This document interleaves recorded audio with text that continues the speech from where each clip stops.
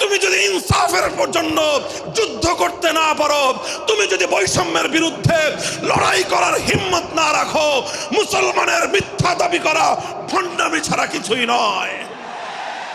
আর সর্বোপরি যদি একটি বৈষম্যহীন সমাজ গড়বার জন্য শাহাদাতের রক্ত দিতে হয়, আবু সাঈদদের মতো বৈষম্যের বিরুদ্ধে বুক পেতে দিয়ে জীবন দেওয়ার জন্য শপথ নিতে হবে।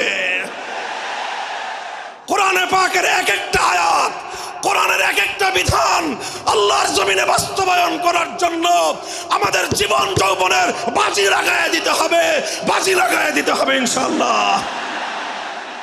ইনসাফ কায়েম করতে গিয়ে ছুরি যদি নিজের সন্তানের হাতের উপর দিয়ে যায়, সে হাত স্তব্ধ হয়ে যাবে না, সে হাত থমকে দাঁড়াতে পারবে না।